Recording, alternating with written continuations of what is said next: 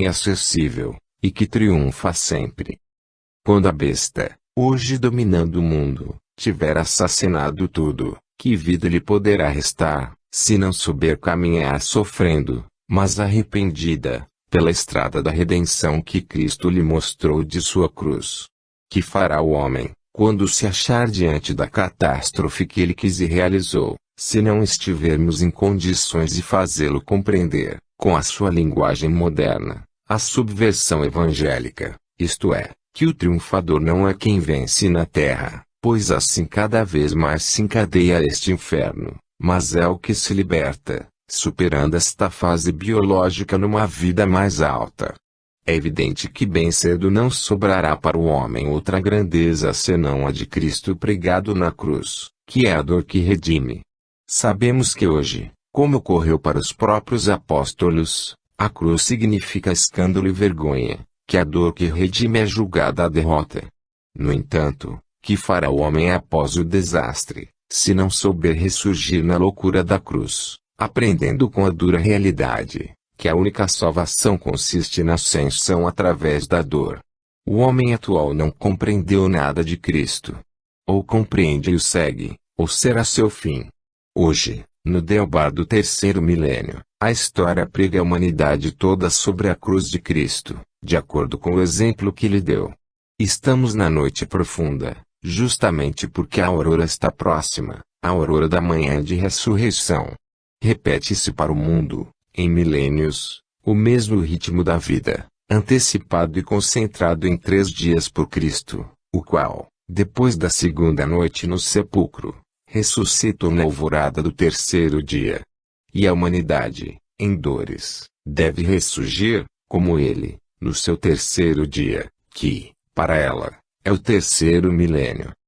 Tudo hoje está arrastado pelo impulso da hora que amadurece. Este volume, com toda a obra que o acompanha, a está acompanhando. Porque julgar? Não se podem tirar as conclusões do que seja, enquanto tudo não se tiver realizado, enquanto não tiver terminado a vida do autor e a história não tiver falado, para confirmar. No entanto, um fato pode tornar-nos perplexos. Este livro é divulgado como por força própria no mundo. Quem lhe dá essa força? E se esta viesse do alto, exprimindo a vontade de Deus? Quem então quererá assumir a responsabilidade moral para detê-la? O autor não se sente com força bastante. Pode perfeitamente surgir a dúvida de que se queira obstaculizar uma obra de Deus. Na incerteza é o menos prudente deixar as coisas tomarem o curso que elas parecem querer. Quem pode conhecer os desígnios de Deus? Entreguemo-nos à sua vontade, para segui-la sempre, seja hoje ela se manifestando nesta ou amanhã, em direção evidentemente oposta. Deus não tem boca, mas fala, não tem mãos, mas trabalha, não lhe faltam meios de fazer-se compreender, quanto ao que Ele quer de nós. Permanece assim esta grande síntese como a pedra fundamental de toda a obra de 12 volumes, e como expressão mais imediata da fonte inspiradora. Todos os outros volumes a confirmam edifício, paulatinamente, se levanta como se obedecendo a um plano pré-estabelecido, que o autor antes ignorava, para culminar nos céus, até Cristo, o vértice da pirâmide.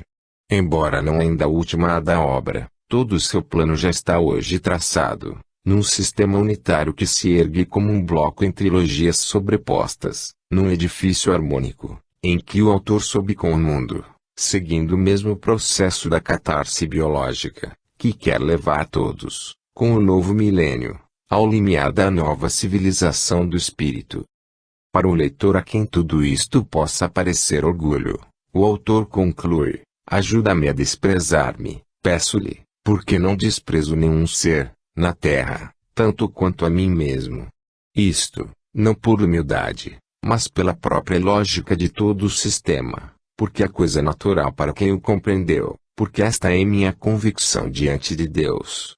Mas que o leitor saiba, também, que por trás de mim está Cristo, o qual é extremamente sábio e poderoso, embora eu, pobre instrumento, seja extremamente ignorante, fraco e falaz, está Cristo, mesmo se eu, que por irresistível paixão, tenho a presunção de querer imitá-lo, não o consiga de modo algum.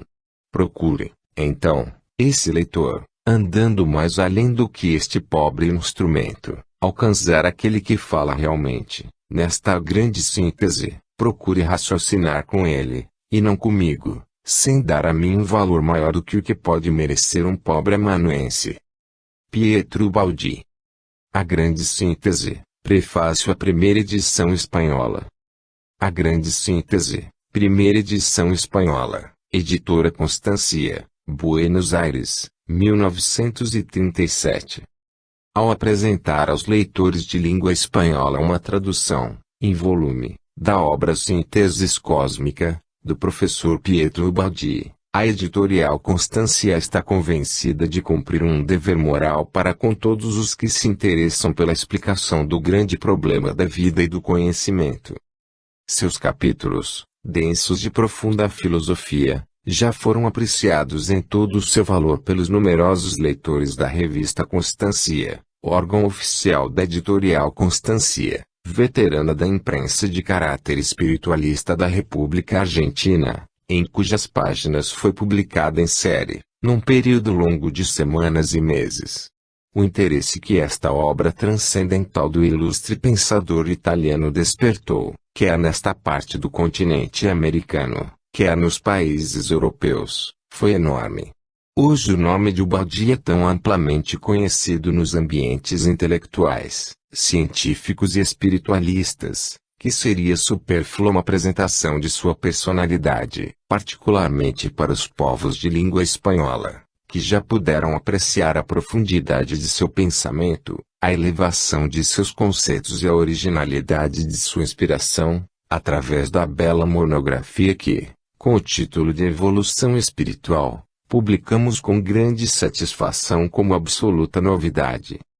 Obra destinada a revolucionar o pensamento moderno, sob seus múltiplos aspectos de filosofia, de ciência e de ética. A síntese cósmica reveste-se de excepcional importância por causa de sua gênese, da fonte misteriosa de sua inspiração, que com o nome sugestivo de sua voz, parece guiar o esforço intelectivo deste grande místico moderníssimo, que é Pietro Baldi, iluminando sua mente e abrindo diante de seus olhos o maravilhoso panorama do universo e das leis que o regem, panorama fechado para a enorme maioria dos homens, cujos olhos estão velados sob o peso da matéria, que nos toma escravos e cujo jugo tanto nos custa sacudir.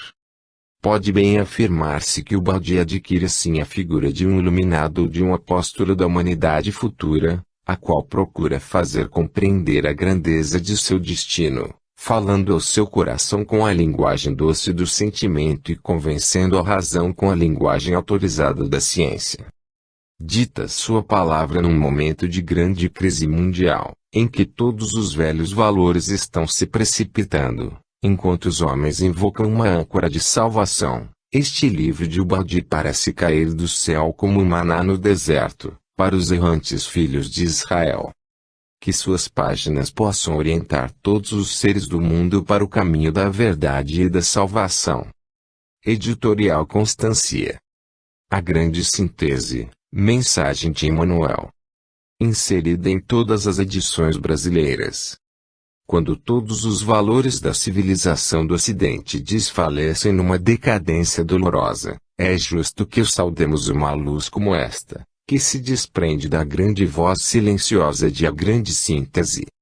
Na mesma Itália, que vulgarizou o sacerdócio romano, eliminando as mais belas florações do sentimento cristão no mundo, em virtude do mecanismo convencional da Igreja Católica, aparelhos existem da grande verdade, restaurando o messianismo, no caminho sublime das revelações grandiosas da fé. A palavra do Cristo projeta nesta hora suas irradiações enérgicas e suaves, movimentando todo um exército poderoso de mensageiros seus, dentro da oficina da evolução universal. O momento é psicológico. As nossas afirmativas abstraem do tempo e do espaço, em contraposição às vossas inquietudes, mas, o século que passa deve assinalar-se por maravilhosas renovações da vida terrestre. As contribuições exigidas serão bem pesadas. Todavia, uma alvorada radiosa sucederá às angústias deste crepúsculo. Aqui fala a sua voz divina e doce, austera e compassiva. No aparelhamento destas teses, que muitas vezes transcendem o idealismo contemporâneo, há o reflexo soberano da sua magnanimidade, da sua misericórdia e da sua sabedoria. Todos os departamentos da atividade humana são lembrados na sua exposição de inconcebível maravilha. É que, sendo de origem humana a razão, a intuição é de origem divina, preludiando todas as realizações da humanidade. A grande lição desta obra é que o Senhor não despreza o vosso racionalismo científico, não obstante a roupagem enganadora do seu negativismo impenitente. Na sua misericordiosa sabedoria, Ele aproveita todos os vossos esforços, ainda os mais inferiores e misérrimos. Toma-vos de encontro ao seu coração augusto e compassivo, unge-vos com seu amor sem limites, renovando seus ensinamentos do mar da Galileia. Vede, pois, que todos os vossos progressos e todos os vossos surtos evolutivos estão previstos no Evangelho. Todas as vossas ciências e valores, no quadro das civilizações passadas e no mecanismo das que hão de vir, estão consubstanciados na sua palavra divina e redentora. A grande síntese é o Evangelho da ciência, renovando todas as capacidades da religião e da filosofia, reunindo-as à revelação espiritual e restaurando o messianismo do Cristo, todos os institutos da evolução terrestre. Curvemo-nos diante da misericórdia do Mestre e agradeçamos de coração genuflexo a sua bondade. Acerquemo-nos deste altar da esperança e da sabedoria, onde a ciência e a fé se irmanam para Deus. E, enquanto o mundo velho se prepara para as grandes provações coletivas, meditemos no campo infinito das revelações da providência divina, colocando acima de todas as preocupações transitórias as glórias sublimes e imperecíveis do Espírito imortal. Pedro Leopoldo, outubro de 1938. Mensagem recebida por Francisco Cândido Xavier, em outubro de 1938. Asnoures, apreciação de Fermi. Videntes, filósofos, cientistas. Da revista Gerarchia, Milão, Itália. Janeiro de 1938. Dizem as pessoas superficiais que, ao menos a partir de 1500, está desaparecendo do espírito italiano aquela especial condição de espírito que dá origem aos místicos e videntes. Se fala de um tipo nebuloso e fantasioso, que se retempera nem determinado e nem definido, podemos dizer que isso sempre repugnou aos italianos. A luminosidade, clara, apesar de não veemente, de nosso céu, a limpidez de nossos horizontes não o permitiriam. Do outro lado, porém, esse tipo pertence mais a um misticismo deteriorado e turvo. Para não chamar espúrio, mas em todos os tempos e países podemos encontrar modelos fulgidamente serenos do autêntico misticismo. Temos que incluir na nobre fileira destes últimos o modesto professor da Umbria, mais conhecido já na América Latina do que entre nós, Pietro Baldi. Ocupar-me-ei, nestas publicações, de a grande síntese, e de asnouras de diacese mística. Mas antes, como é de meu hábito, desejo falar do duplo fato, cognoscitivo e psicológico, colocado perante nós, tal como se nos apresenta na história dos últimos 2 séculos. Anteponho, com as palavras de Marc Mario, uma rápida referência a uma doutrina e um método que se aproximam dos do autor, a doutrina espírita, embora recente na forma que lhe deu seu fundador, Allan Kardec, se liga por alguns de seus princípios às religiões mais antigas. A velha doutrina da Índia, dos magos do Egito, Caldeia e Pérsia, conhecia a arte de evocar a alma dos desencarnados e admitia que a parte espiritual do ser, o espírito, agia sobre a matéria por meio de um fluido sideral. Professava a existência de um corpo astral, composto de elementos fluídicos cósmicos, invólucro do espírito, que é justamente perispírito. As reencarnações sucessivas, até o dia em que o espírito tenha atingido a perfeição definitiva, faziam parte de seus dogmas. Aquela doutrina defende a existência de guias espirituais, que no espiritismo são chamados espíritos tutelares.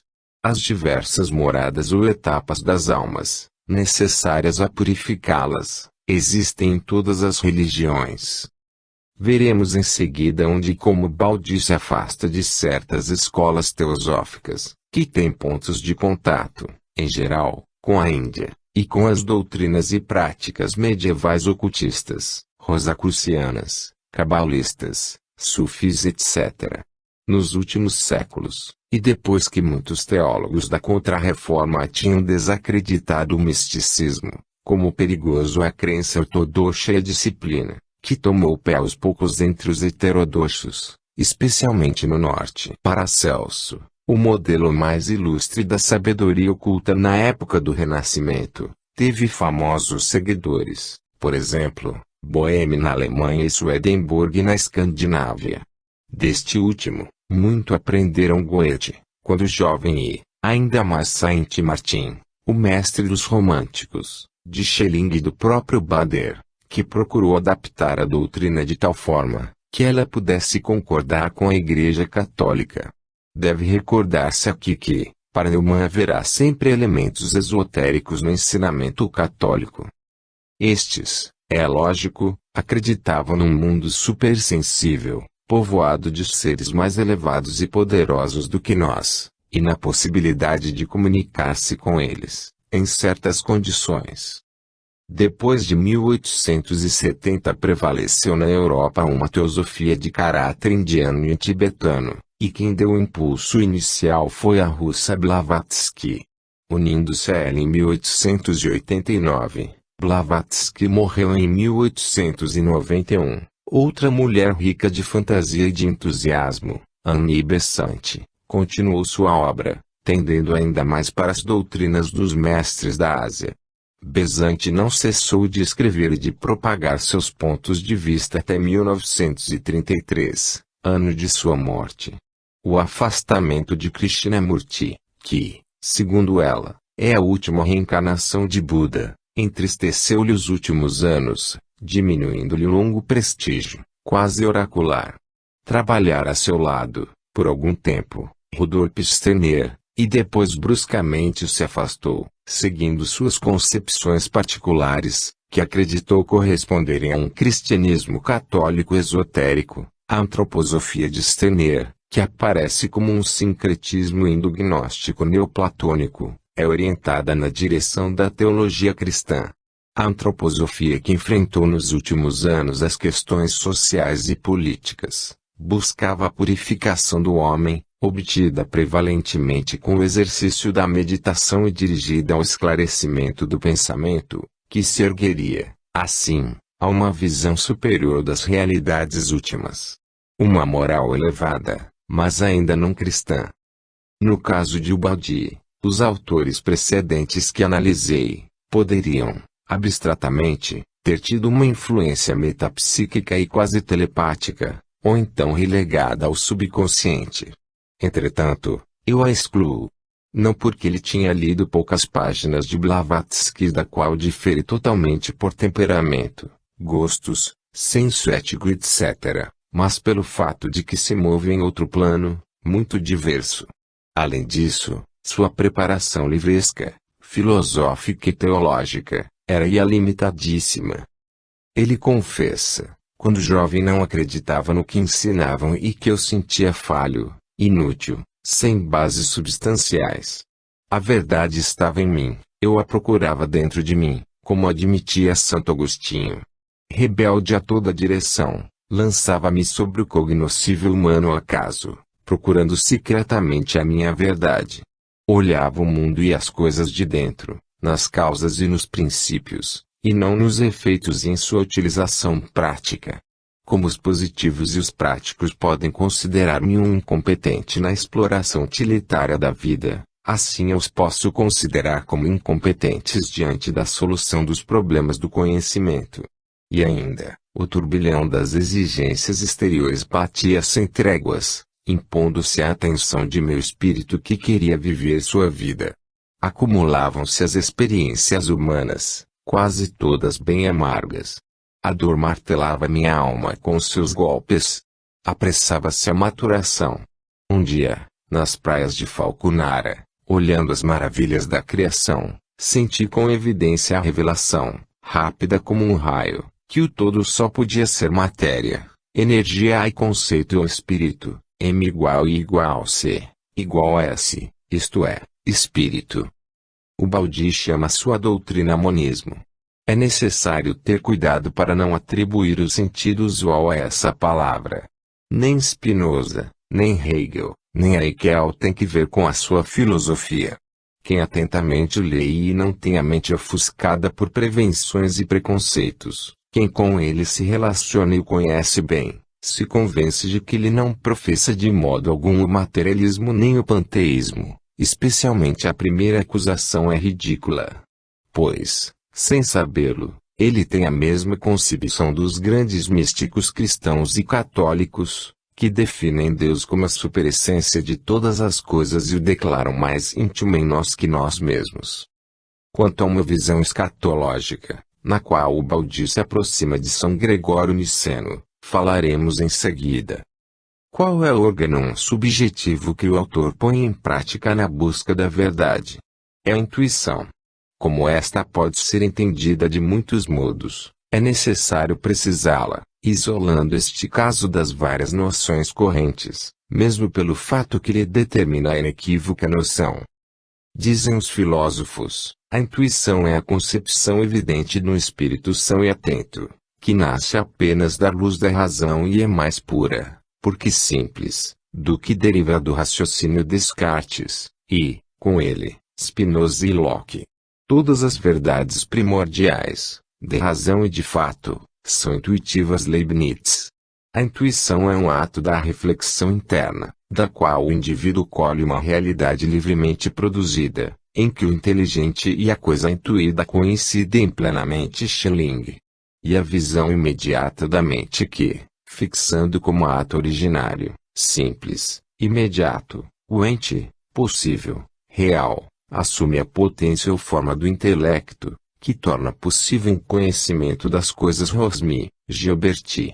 Oposta a intelecto, por sua natureza abstrato e descontínuo, e, portanto não adaptado à originalidade absoluta e à continuidade do real, está a intuição, que é a síntese do instinto orgânico e da reflexão consciente. Por ela o espírito se transfere ao âmago do objeto, para coincidir com o que este tem de único, e portanto, inexprimível. E, desde que o objeto é a realidade absoluta, o ato da intuição se eleva a órgão da metafísica Bergson. A intuição é a forma teorética primeira, mais ingênua ou auroral do espírito. Distingue-se, seja do sentimento bruto e do conhecimento lógico, que procede por conceitos universais, seja da percepção e do juízo histórico, porque permanece aquém da discriminação do verdadeiro e do falso Croce. Das famosas lições na École de France, de 1840 a 1844, tiro alguns pensamentos que a ela se referem, de onde lhe derivam, a Carlos Magno, o saber e o poder, mediante os quais estendia sua atividade a uma esfera tão ampla. Descia profundamente nele mesmo, e de lá tirava força para elevar-se mais acima. Napoleão, quando se lhe perguntava de que circunstâncias dependia uma vitória, respondia que nasce de uma centelha moral, ou seja, de um momento particular de intuição. Assim, todas as coisas belas e grandes da história nos levam àquelas regiões que chamamos intuição, ou seja, para a região interior da alma. O sentimento de admiração pela arte, pela natureza, pelo heroísmo, parte de uma mesma e única fonte, a intuição. E a filosofia está hoje no dever de atingi-la. Se para produzir esses efeitos, ardor, arrebatamento, entusiasmo, e mister ser inspirados, para senti-los se necessita uma alma elevada e capaz de seguir os homens inspirados em seu voo para o futuro. É preciso o que Schelling chamava, um órgão especial. Para compreender a arte e a filosofia, E para adivinhar o futuro, é indispensável extrair no âmago de nós mesmos aquela nota divina que aí está oculta. Uma nação que esteja pronta a captar os altos pensamentos, a com eles tornar-se fervorosa, a pô-los em prática, deve estas qualidades a uma longa tradição de lutas, sacrifícios e abnegação. E não poderia conservá-las em si aperfeiçoá-las, sem reconduzi-las continuamente às emoções fundamentais, sem entrar a cada momento no lar tradicional, para colher a centelha que daí salta e comunicar-se com ela de longe. Só colocando-nos neste ponto de vista, estaremos aptos a distinguir os homens do passado dos homens do porvir. O indivíduo incapaz de comover-se com a ideia das coisas grandes e divinas não é dos nossos. O homem que sofre, o homem que aspira, o homem livre de espírito, o homem que não procede por pequenos sistemas já feitos, este é o povo. Eis porque o povo, em certos momentos decisivos, apanha tão depressa e com um sentido infalível a verdade. Até agora, dado que ninguém o ajudava a assimilá-la, para ele era dificílimo pôr-se naquele estado de espiritualidade em que a verdade se revela pronta e clara. Era necessário que o povo vencesse as resistências de sua organização física, rompesse os hábitos de sua vida diária, e só conseguia isso em raros momentos, ajudado por circunstâncias excepcionais. Foram os seus momentos de liberdade. Estrondos de trovão, tiros de canhão, clamores de assembleias públicas, eram necessários, para arrancar a alma do povo de seu letargo, pois os doutores da lei, os mestres oficiais, esquecidos de sua missão, o haviam abandonado etc. Uma luz nova só auxilia aqueles que se acham prontos a recebê-la. Chegou o tempo, diz Emerson, de dar uma base mais larga e profunda aos nossos conhecimentos, mas para isso, impõe-se, ampliar-nos e reformar-nos interiormente. É preciso começar nova vida, fazer-se uma consciência nova, aspirando novas energias daquele espírito universal que anima e reanima tudo. Que é uma quantidade de nova luz, de novo calor. É o verbo da época, o verbo que cria, depois que a dor, inteligente e moralmente, tenha quebrado os laços da alma. O que é verdadeiramente admirável no homem é simples, que ainda não se destacou da natureza e que, portanto, não interrompeu um dos fios misteriosos que o enlaçam à divindade, é aquele sentimento de amor que penetra tão bem no presente e que é tão rico de adivinhação. Esse amor leva a alma que o nutre acima dos lugares e tempos, e leva-o àquela região onde vão terminar todas as comunhões. Tudo que aí se sente atual, é a única atualidade verdadeira, porque imediatamente sentida.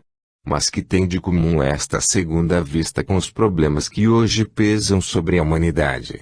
Em que, porventura, esse dom, esse espírito de intuição poderia ajudar-nos a orientar-nos na Terra? Como consegui-lo?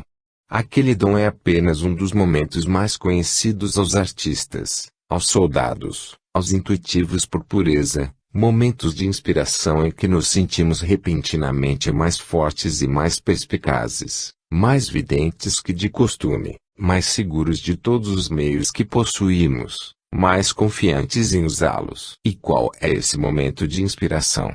É o arrebatamento da alma a uma região superior.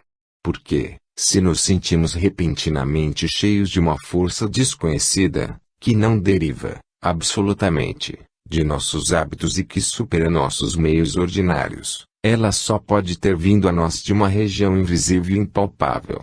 A inspiração provará sempre, a um homem de boa fé, a existência desse mundo invisível e misterioso, que o cristão aceita como um dogma e ao qual um filósofo de boa fé é invencivelmente conduzido pela própria lógica. Passemos, agora, a examinar as noures de Pietro Baldi. Aqui, o veremos em seguida, projeta-se um novo método de pesquisa científica por intuição e uma nova técnica de pensamento que circunde os problemas por tipos concêntricos, apertos por ângulos visuais progressivos, enfrenta-os em visões e concepções poliédricas até desnudá-los em sua essência noures. Capítulo 1 Premissas. Revelando assim seu método próprio, o Baldi não ignora o efeito de escândalo que vai suscitar.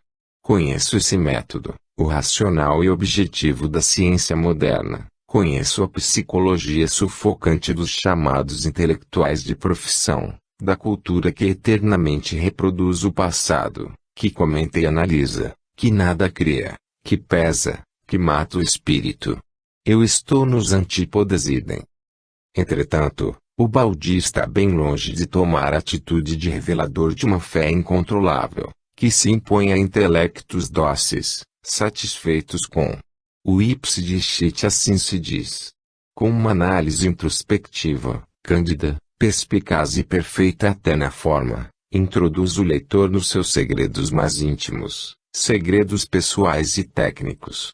Assim, não só ele dá valor à sua filosofia, revelando-nos suas raízes ocultas e vivas, não só acrescenta um capítulo inédito à psicologia e à metapsíquica posterior e melhor do que W. James, Richet, Olodji, Osti, Bozano etc., mas se oferece para iniciar quem quer que o deseje, desde que seja idôneo, a basear-se numa forma novíssima de alpinismo intelectual, ou melhor, espiritual. No segundo capítulo de Asnoures, o autor disseca o fenômeno, de que ele é objeto, ao mesmo tempo que crítico atentíssimo e incorruptível, além de espectador. Por que caminhos se provoca e estimula a tão falada intuição?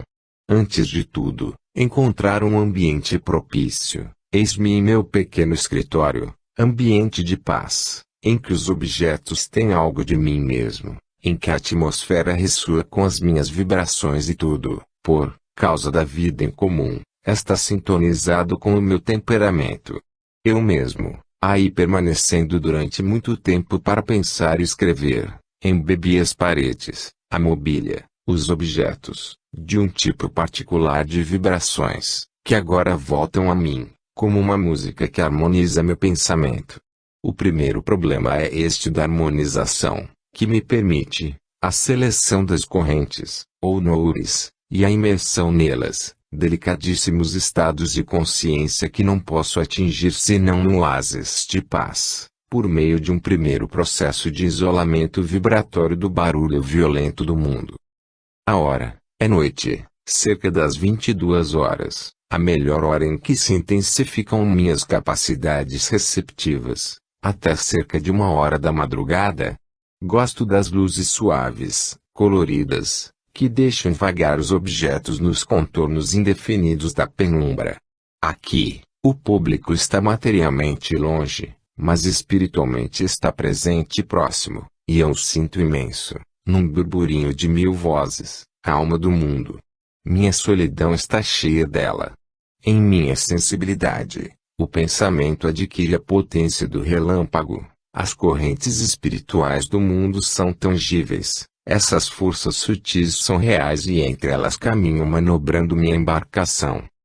A cor interna. Não se pode imaginar que poder de harmonização emana de um ato de bondade. Este é uma música que eu respiro e que docemente me impele a corrente. Esta vibração de bondade, e não só de sabedoria, é perfeição moral. Para conquistar o conhecimento tenho de atingir um estado de purificação que é leveza espiritual. Basta poder se imergir nas noures, para poder alcançar todo elemento energético e conseguir o isolamento das correntes inferiores. A música, procuro ajudar-me com um processo de progressiva harmonização, que opera de fora para dentro. Utilizo a música como o primeiro degrau no caminho do bem e da ascensão do espírito. Então, lentamente, as harmonias musicais do ouvido se transformam nas mais profundas harmonias de conceitos. Luzes brandas, em tons menores, tudo em torno, trevas. Minha alma é uma chama que arde na noite. Minha consciência adormece externamente, meu morre as coisas do dia, mas renasce numa realidade mais profunda. A epopeia, adormecidos e quase anulados os sentidos, a vida e a personalidade ressurgem num plano novo. O pensamento volta, mas com uma sensação titânica, com uma lucidez cortante de visão, com uma rapidez vertiginosa de concepções, sentido despido de palavras, em sua essência. Tenho então a sensação de leveza e de libertação de véus e limites. Sinto possuir em mim o poder da intuição e o domínio de uma nova dimensão conceitual. Então, eu vejo o que está além da realidade sensória do mundo exterior, isto é, as forças que o movem e mantêm seu funcionamento orgânico. Estas forças tornam-se vivas, cada forma reveste um hálito divino de conceito, que eu respiro, então sinto verdadeiramente que o universo é um grande organismo regido pelo pensamento de Deus. Desenvolve-se nesse momento o colóquio interior que eu registro, porque despertaram todas as criaturas irmãs e me olham dizendo, mas quem és tu, e o que ouves? Escuta-nos, nós te falamos. Então o colóquio torna-se um imenso amplexo, um perder-se por aniquilação dentro de uma luz refulgente. A ciência é um canto e uma oração, e nesse instante abre-se o abismo do mistério e olho. É uma visão, um êxtase. Não sei dizer outra coisa. É um fato, observa o autor, que gerou um efeito, que deve ter uma causa, um organismo conceitual lógico e profundo. Se o efeito revela a natureza da causa, se é uma construção racional completa, veja-se a grande síntese, não se pode colocar como sua origem o acaso ou a normalidade psicológica e patológica. Se a obra transcende o poder cultural e intelectual do escritor, estranho realmente à cultura acadêmica, deve haver em algum lugar uma fonte de onde provenha tudo isto. Esses meus estados psicológicos representam uma nova técnica do pensamento, novo método da indagação filosófica e científica. Eu o chamo método da intuição e o proponho, tal como o adotei, como método mais poderoso do que o indutivo experimental. Julgo que esse já deu o seu maior rendimento e que uma mudança de sistema seja necessária, se a ciência quiser progredir em profundidade, se quiser tornar a achar sua unidade, que ameaça agora pulverizar-se no pormenor e na especialização. Urge dar de novo a dignidade à ciência que decaiu no utilitarismo, reerguendo as descobertas no campo do espírito. Urge erguer a ciência ao nível da fé, para que com ela se funde e unifique o pensamento humano. O método da intuição é o método da síntese, dos princípios, do absoluto, é o método interior da visão e da revelação. O método indutivo, experimental, é o método da análise, do relativo, o método exterior da observação. O segundo é prático, utilitário, mas dispersa o conhecimento. O primeiro é abstrato, teórico, mas atinge verdade absoluta, os princípios universais que dirigem os desenvolvimentos fenomênicos. O caso Baldi, estranho à vulgar mediunidade física e psíquica, é por ele compreendido como uma sublimação normal de todo o ser. Não é um simples caso pessoal.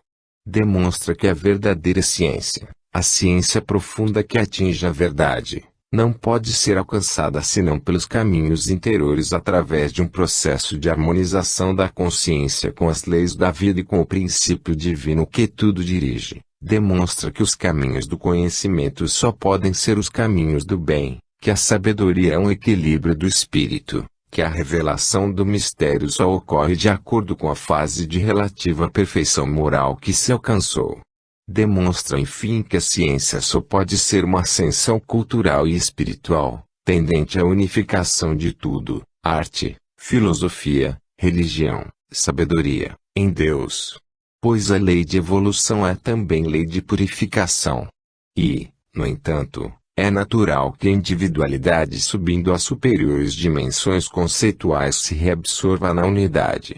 Chegando a esses planos, sinto apagar-se a distinção entre o eu e o não eu, sinto-me desfazer, fundir e ressurgir numa unidade mais alta e poderosa, sinto realizar-se a unificação entre mim e o princípio animador dos fenômenos.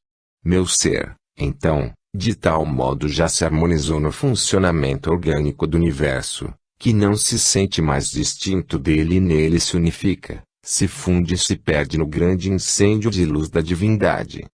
Isto não priva o inspirado nem de sua individualidade nem de sua responsabilidade de cooperador, ao menos nesta causa. Há, pois, não apenas dois centros, um irradiante, transmissor e um que registra ao receber, mas há também duas atividades, porque aqueles estão laboriosamente estendidos em direção um ao outro, para alcançar a unificação.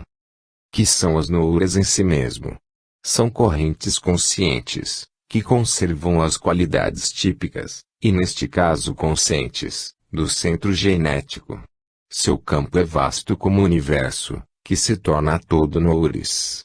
Então, realmente, tudo o que existe emana pensamento, e é assim que eu sinto o universo nestes estados mediúnicos, como um poderoso organismo conceitual. A verdadeira grande noure que eu capto e registro é a emanação harmônica e orgânica do pensamento infinito de Deus.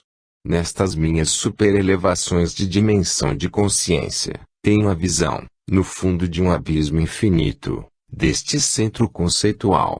Chego assim a saltar em um mundo maravilhoso. Possuo, então, uma nova vista, todo um feixe de novos sentidos, sem órgãos físicos, um poder de percepção anímica direta, supersensória.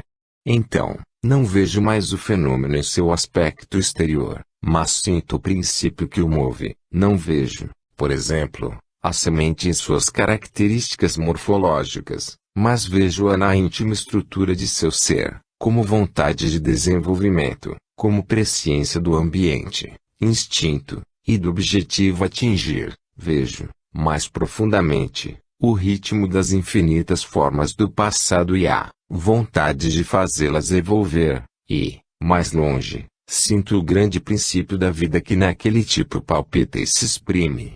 Minha ascensão de dimensão conceptual permite-me subir da projeção concreta à substância espiritual, derrubar os véus e superar os símbolos para trazer à luz da compreensão aquela verdade que, por motivos pedagógicos, tinham sido obrigados a esconder nela.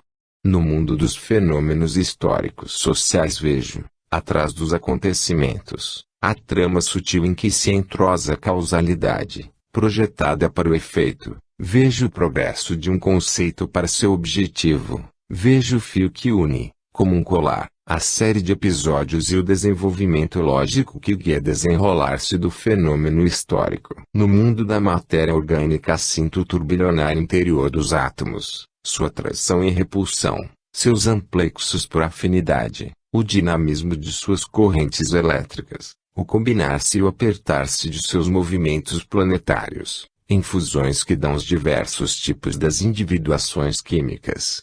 Cada fenômeno, para não multiplicar os exemplos, traz escrita em si toda a sua lei e basta escutá-la. O método experimental dá-me a impressão da cegueira que tem de recorrer ao tato. No âmago das coisas há indiscutivelmente um princípio que dirige. Este princípio eu o atinjo pela percepção, dirigida através de um sentido meu da verdade.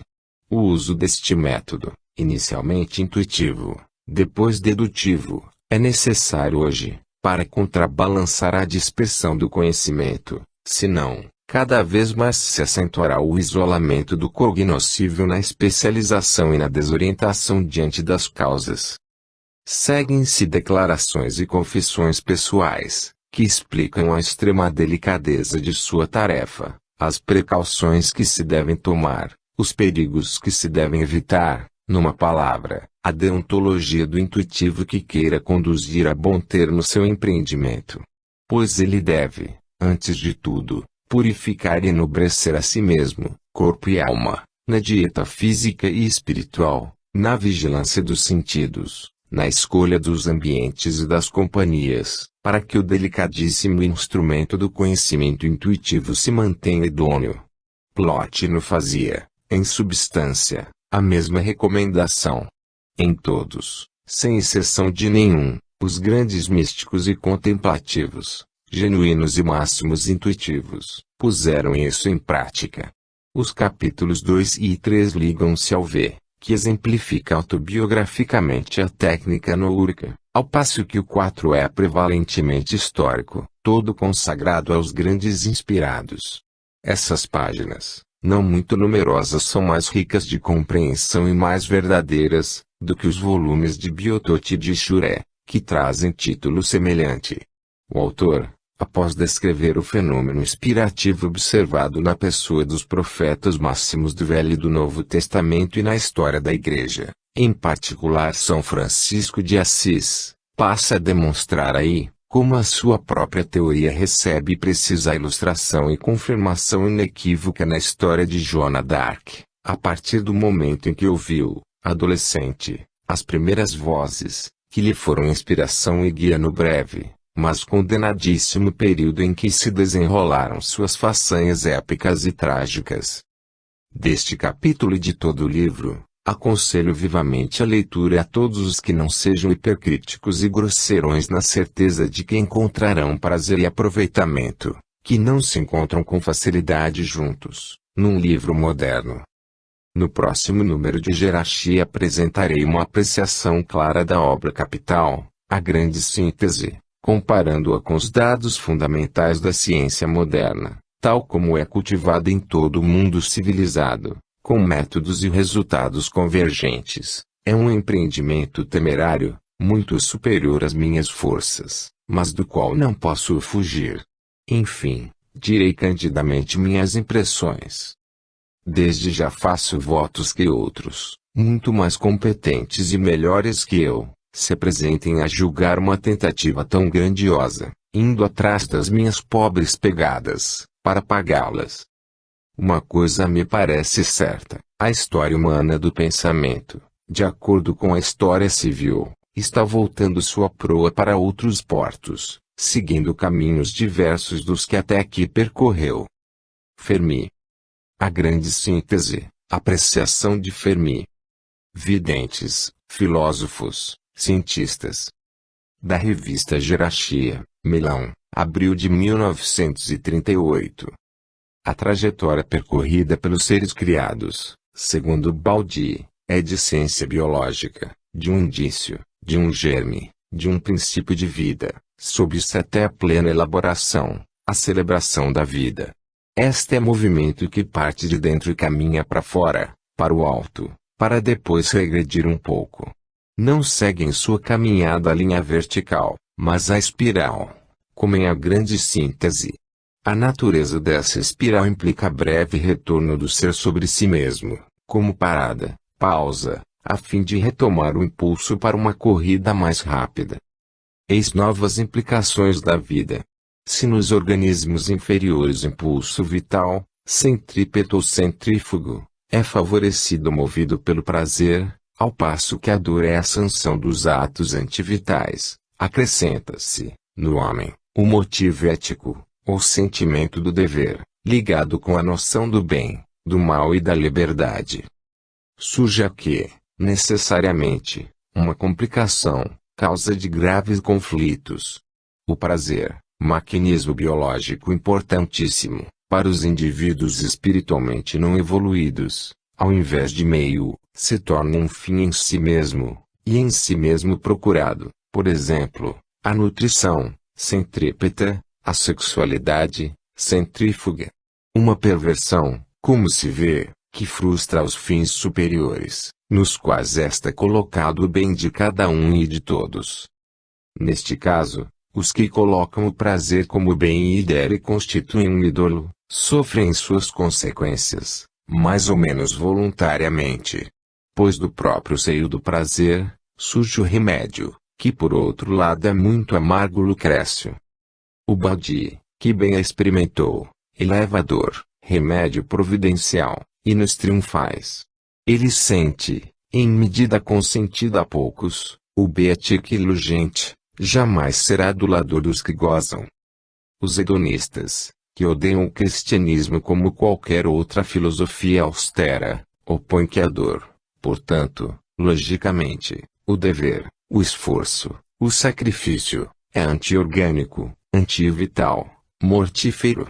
Isto é verdade no sentido de que o elemento inferior se deteriora, para permitir o desenvolvimento do superior, do eu mais alto.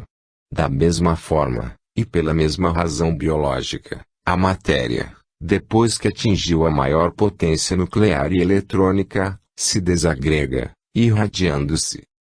O progresso evolutivo implica uma degradação progressiva de potencial. Na natureza do transformismo evolutivo está a razão profunda destes fenômenos. O próprio enfraquecimento cinético progressivo, na fase energia para a vida, como na de vida para espírito, é apenas a constante substancial característica do fenômeno evolutivo. Isto porque a evolução, reduzida sua substância fundamental, em movimento, ou seja, um processo de descentralização cinética, uma expansão do princípio que se dilata para a periferia, uma subida que se opera através do esgotamento de um impulso, filho de outro precedente contrário ao impulso evolutivo de concentração cinética e condensação dinâmica, de centralização de potencial da substância, a que agora se contrapõe o processo inverso de subida. Com efeito, a degradação biológica é parte integrante do fenômeno evolutivo e existe como condição do processo genético do psiquismo. A lei aplica-se maravilhosamente à vida ética, constituindo mesmo a sua substância, no indivíduo e na sociedade. Observe-se a atividade fisiológica, nutritiva e sexual, econômica e social. Os excessos e os vícios que a moral e a religião condenam são, para quem os considere bem, fatos involutivos e antissociais. A dor que produzem terá, de qualquer modo, a força de emendá-los.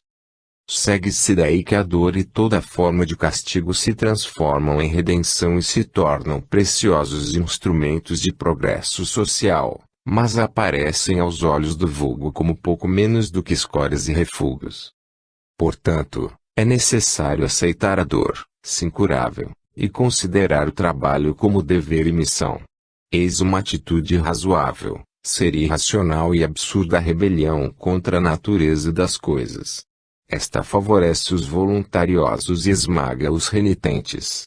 Então, se a evolução significa a conquista de consciência, de liberdade, de felicidade, e a involução significa o contrário, na baixeza de nossa natureza está a causa de todos os males, e na ascensão espiritual está todo o remédio.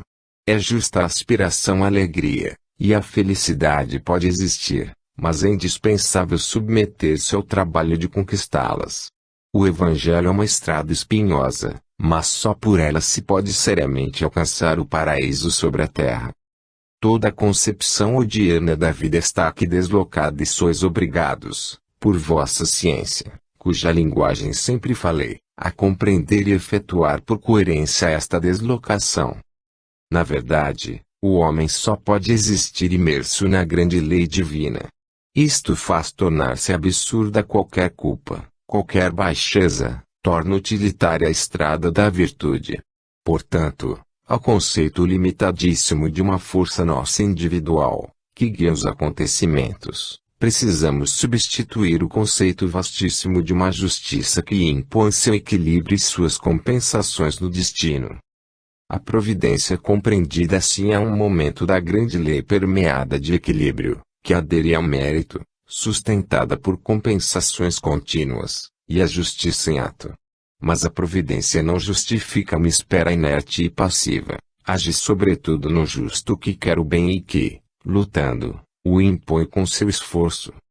Quando passamos ao campo social, apresenta-se o problema da força, que a história parece identificar com a justiça. A primeira é necessária atenção da vida, imperial e tirana, mas degrau de ascensão. O caótico choque das forças, ainda à procura dos equilíbrios superiores do direito, expandindo seus impulsos interiores, prepara o amadurecimento da unidade coletiva. Enquanto reina a força bruta, o melhor é o mais forte, Ares igual Marte, donde Aristos. É uma justiça proporcional à baixeza do nível e não pode ir além da seleção natural. A vida é uma expansão de egoísmo e só dilatando é que o coordena com os egoísmos limítrofes, para que possam fundir-se. O indivíduo, impelido a elevar-se pelo impulso biológico, descobre metas cada vez mais altas, trata de alcançá-las melhor na coletividade, e então o ciclo infeliz, que se chama ignorância, egoísmo, força, luta, dor, mal, tende a despedaçar-se. É a gênese da guerra. dadas as condições atuais, não futuras, a guerra é necessária. No entanto, esse mal de transição já se inverte num reflorescimento de bem, porque ensinou ao homem feroz a matar também por uma ideia, a dilatar o próprio egoísmo até a coletividade, a sacrificar-se pela pátria. Então, seguindo o mesmo impulso, passa-se da força ao direito, do egoísmo ao altruísmo, da guerra à paz. Foi assim que nasceu o direito, primeira centelha de coordenação e de força social, do centro à periferia, do indivíduo à coletividade, em suas expressões cada vez mais vastas de direito privado, público, internacional. Neste sentido, direito é uma ideia mais exata da justiça. O mal é o passado, o bem é o futuro. Pois culpa é todo o regresso voluntário, que a lei corrige reconstruindo o equilíbrio por meio da reação da dor. Vida é tudo que acelera o progresso, e portanto é premiado. O homem de pensamento deduz daí que a evolução provoca a demolição progressiva do egoísmo, após havê-lo sitiado e obrigado a render-se. O ser moralmente elementar, mesmo se inteligentíssimo, vê apenas o pequeno eu superficial, e se fecha, como o primeiro Fausto, no átimo que foge. Ele não se sente como vivendo no tempo e na humanidade, em sua miopia psíquica, isola-se no próprio bem. Mesquinho, fora do grande bem coletivo. É totalmente inepto a viver num regime de colaboração, em que a consciência mais evoluída sente necessidade de multiplicar-se. Pois bem, essa consciência civilizada é gigantesca força, justamente a força do homem civilizado. Aqui o autor condensa a ideia que circula em toda a sua obra. Vimos: desenvolvimento do princípio cinético da substância, a lei guiar a energia e redobrar-se sobre a matéria para animá-la com seu impulso e elevá-la ao nível da vida, depois impor a vida, filha da energia, que elabora a matéria até o psiquismo. Essa mesma lei de coesão, que impõe um recomeço de movimentos inferiores, para que revivam em oitavas mais altas, e faz dobrar o alto para o baixo, para que este seja retomado pelo ciclo evolutivo e jamais possa ser abandonado fora do círculo e apodrecer no fundo, fora da grande caminhada progressiva. Essa lei, que quer assim, é a mesma que impõe ao super-homem, santo, herói, gênio, que se sacrifique pelos irmãos menores. É o movente de seu instinto irresistível, de altruísmo e martírio. Por esse caminho, superadas as fronteiras e deitadas no chão as barreiras de toda espécie, o super-homem pratica uma ética internacional e prepara um direito internacional. Não se creia que o balde reduz a virtude a um egoísmo refinado. Cristão é até a medula, aponta o Evangelho como o código supremo da moral, e a moralidade social definitiva na lei. Ama a teu próximo como a ti mesmo. Esta forma uma unidade com o amor de Deus, e só Ele pode ordenar o amor aos inimigos. As relações sociais são grandemente econômicas. Ora, a ciência oficial cometeu um erro duplo.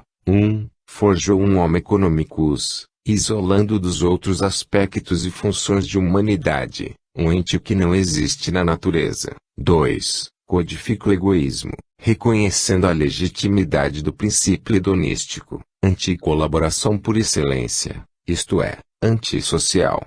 Os dois erros justificam todo o egoísmo de indivíduos, grupos, classes, nações, interesse de todo gênero. Será uma guerra geral, da qual só pode derivar a destruição. Ao contrário disso, a evolução tende, como sempre, a reduzir, sitiar, eliminar os impulsos egoísticos. Ao passo que o mundo econômico, edificado sobre a santidade do egoísmo, está cheio de crises inevitáveis, sem remédio. A solução dos conflitos não está na criação de um rebanho de responsáveis, mantidos pelo Estado, bolchevismo, mas, ao invés, de responsáveis, que saibam manejar conscientemente as grandes forças econômicas, não com mutilação, mas com acréscimo de consciência, liberdade, confiança, responsabilidade, uma revolução ética em grande estilo. Na direção dessa renovação só pode estar o órgão máximo da consciência coletiva, o Estado. O fenômeno econômico